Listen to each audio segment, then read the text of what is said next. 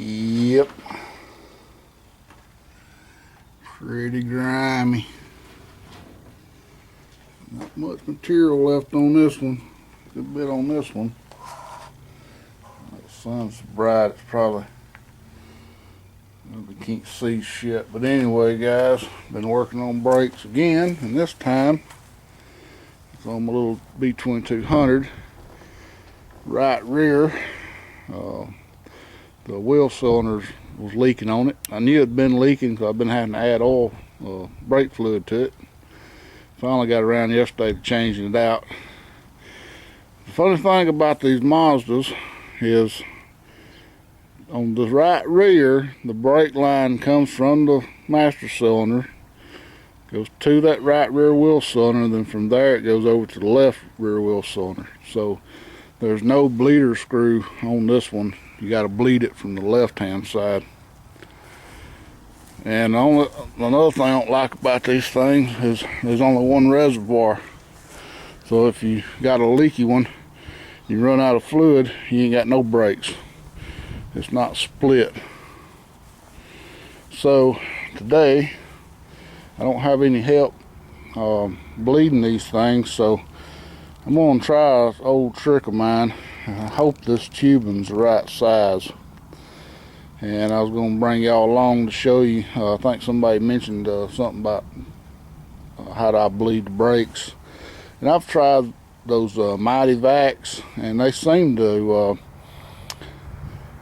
they don't seem to get the air out the way it should be. I had a lot of issues on the diesel truck trying to bleed them with the Mighty Vac. Didn't have any brakes, so I bled them the old-fashioned way with somebody pushing on the brake pedal and me working the bleeder screw and getting all the air out, and then they worked fine. So another old trick is to get a jar. Today I'm just going to use an old mayonnaise jar. It's pretty clean. Put your little brake fluid in this thing. Get the right size tubing to fit over your bleeder screw. I'm not sure this is going to be big enough. And run you a tube from your bleeder screw to the jar and put you some brake fluid in here and make sure the end of the tube's submerged. Pump your brakes, refill your reservoir. You just keep pumping your brakes till you don't see any air bubbles in the tube. As the air comes out, it's going to go up through the brake fluid, and when you release your pedal, it's just going to suck fluid back in. It's not going to be sucking air. So that's the best one-way method if you ain't got nobody to help you that I've found, if you can find all the parts you need. So let me get this thing hooked up. We'll take this wheel off just to make it easier to get this bleeder screw, and we'll go from there. Alright guys, I lucked out. My tubing is just the right size for this bleeder screw.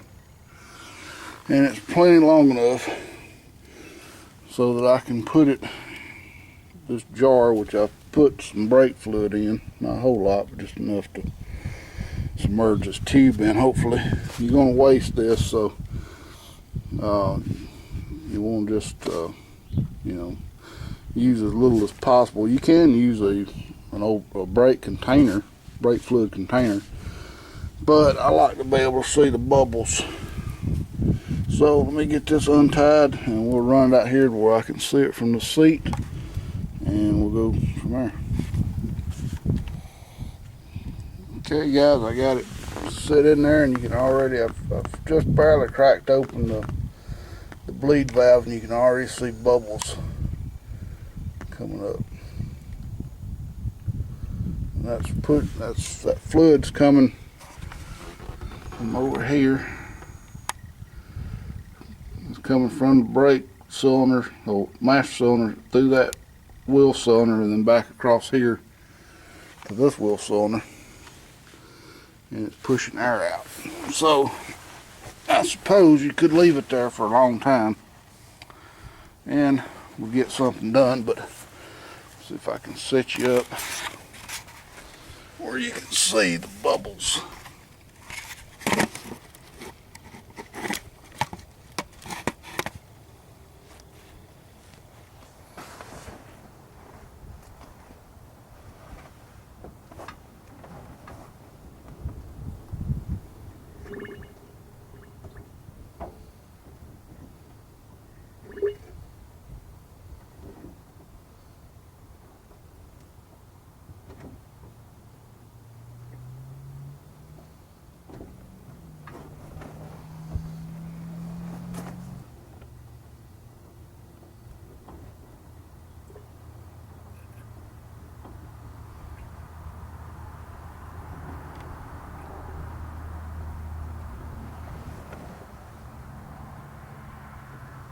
See, that brake fluid's pretty dirty.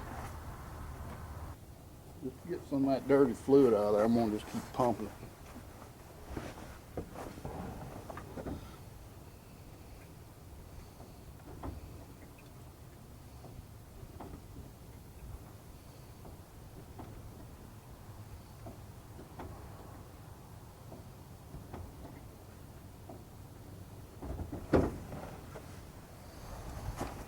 Good enough. I'll tighten this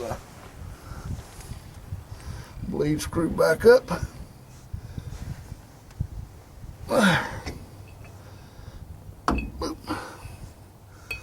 Yep, now that is the best way to do it one-handed. I mean, not one-handed, but one person. And you can see that's some pretty nasty stuff that comes out of them brake lines. And that's why you won't be reusing this crap here. That stuff's got water and corrosion and anything else that's in there.